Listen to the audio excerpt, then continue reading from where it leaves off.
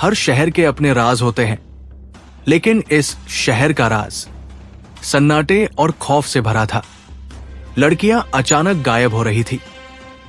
न कोई सुराग, न कोई गवाह। हर गुमशुदगी के साथ एक ही चीज मिलती, एक पुराना म्यूजिक बॉक्स। उसमें एक अजीब खौफनाक धुन बजती थी, धुन ऐसी जो रूह को कंपा दे। लोग इसे संगीतकार का काम कहते थे, लेकिन यह संगीतकार कौन था और क्यों वो मासूम जिंदगियों को छीन रहा था? ये सवाल शहर की हर गली में गूंज रहे थे। वो लड़कियां जो कभी अपने सपनों को जीती थी, अपनी कला में माहिर थी। कोई गायिका थी, कोई नृत्यांगना, लेकिन फिर सब कुछ रुक गया। उनकी हंसी, उनकी आवाज, जैसे सब कहीं गुम हो गया। और उनके पीछे सिर्फ एक निशानी, वो म्यूजिक बॉक्स, वो धुन, जैसे हर बार एक नई कहानी सुनाती हो। कहानी दर्द और खोए हुए सपनों की। यह रहस्य जितना गहराता गया, शहर की बेचैनी उतनी ही बढ़ती गई। कौन था ये, और कब तक वो इसी तरह मासूम जिंदगियां चुराता रहेगा? मुंबई पुलिस की सबसे तेज और बेखौफ अफसर। लेकिन इस बार यह केस सिर्फ उसकी ड्यूटी का हिस्सा नहीं था, यह उसकी अपनी जिंदगी का सबसे बड़ा सवाल था। कुछ साल पहले उसकी छोटी बहन भी ऐसे ही गायब हो गई थी। एक दिन अचानक, बिना किसी सुराग के। और तब से काव्या हर गुमशुदा लड़की में अपनी बहन का अक्स देखती थी। ये संगीतकार सिर्फ मासूम जिंदगियों को नहीं चुरा रहा था, वो हर परिवार को तोड़ रहा था, हर दिल को जख्म दे रहा था। काव्या जानती थी, अगर उसने इसे नहीं रोका तो और भी हंसती खेलती जिंदगियां खामोश हो जाएंगी। लेकिन ये केस जितना डरावना था, उतना ही खतरनाक भी।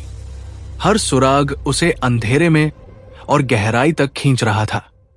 पर इस बार काव्या के इरादे अटल थे। वो जानती थी ये लड़ाई उसके लिए कितनी जरूरी है। ये सिर्फ कानून का सवाल नहीं था, ये इंसाफ का सवाल था। और वो हार मानने वालों में से नहीं थी। काव्या को एक अहम सुराग मिला। हर गायब लड़की के कदम एक खास पियानो बार तक गए थे। लेकिन उस बार के बारे में जितनी कहानियां थी, उतने ही डर भी। काव्या ने तय कर लिया था, वो इस रहस्य के पीछे छुपे साए को उजागर करके ही रहेगी।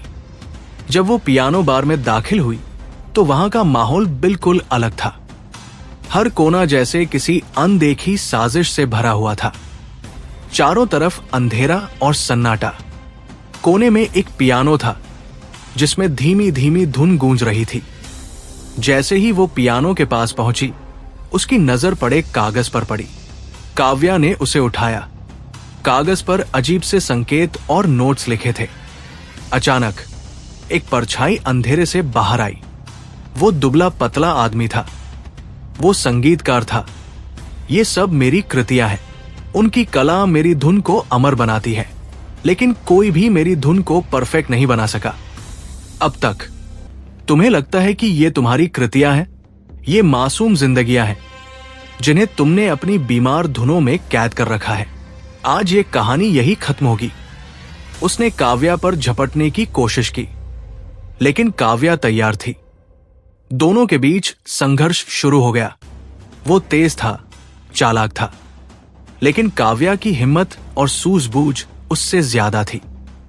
काव्या ने उसे काबू में कर लिया। पुलिस उसे गिरफ्तार करने आई, लेकिन संगीतकार जोर जोर से हंसने लगा।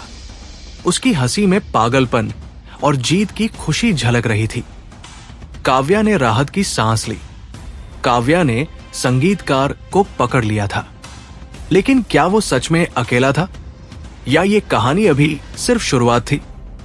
हर परछाई, हर सन्नाटा जैसे किसी और अनजानी गूंज का इशारा कर रहे थे।